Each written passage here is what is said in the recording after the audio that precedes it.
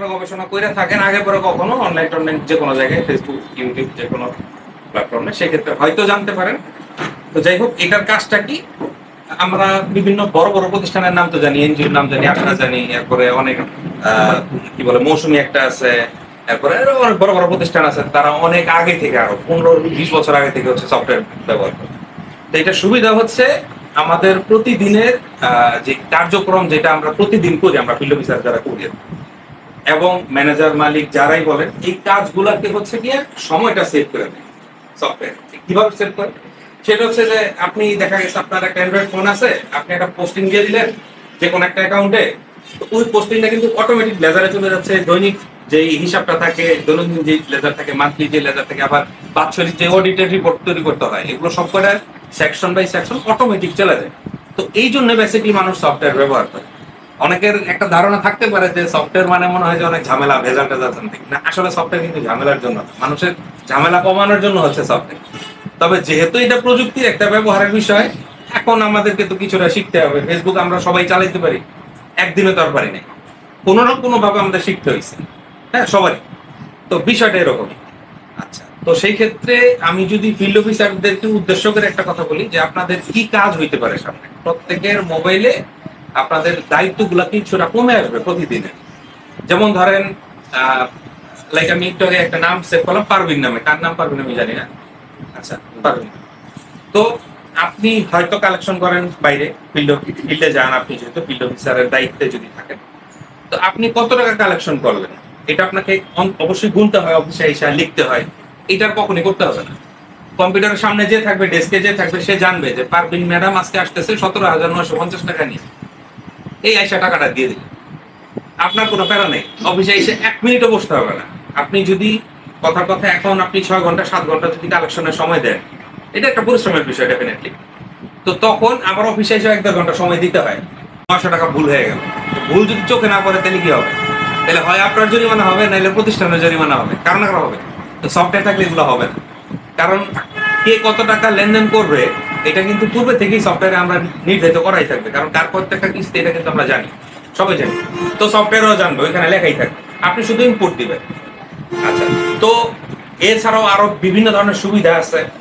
যদি মনে করেন যে আপনার কাজগুলা আগে 6 ঘন্টা লাগতো, এখন 4 ঘন্টায় হয়ে যেতেছে, বাকি 2 ঘন্টা কিন্তু আপনারা নতুন মার্কেটিং এ কাজ করতে পারবেন।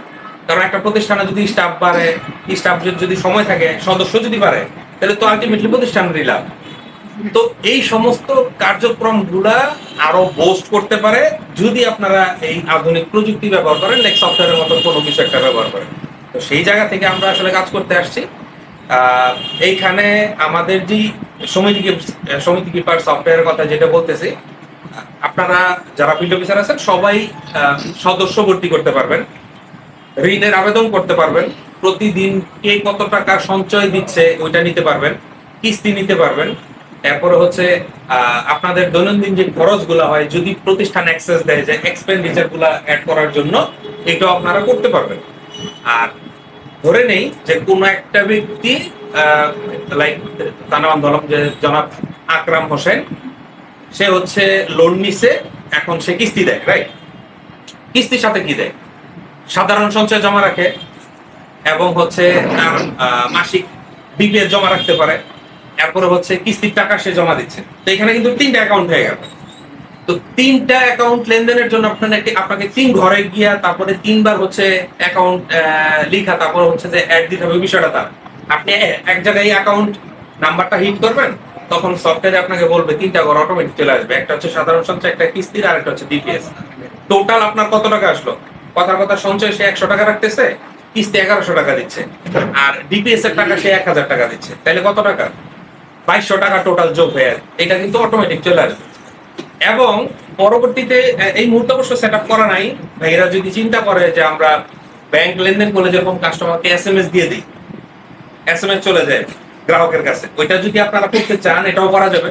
তো সেই ক্ষেত্রে কি হবে যে আপনি ফিল্ড অফিসার হিসাবে আপনার কিন্তু কোনো দায় থাকবে না প্রতিষ্ঠানের সাথে।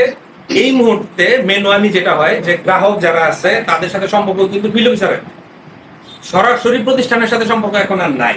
কিন্তু যদি আপনি সফটওয়্যার ব্যবহার করেন এবং যদি এসএমএস সিস্টেমটা থাকে, আপনি লেনদেন করলে গ্রাহকের কাছে যখন এসএমএস চলে যাবে, তখন প্রতিষ্ঠান আর গ্রাহকের একটা কানেকশন তৈরি হবে, সেখানে আপনার আর কোনো দায় থাকবে না এবং প্রতিষ্ঠানও সিকিউর থাকবে যে গ্রাহকের কাছে এসএমএস যাওয়ার আগ পর্যন্ত আমার ফিল্ড অফিসারকে টাকা দিচ্ছে না।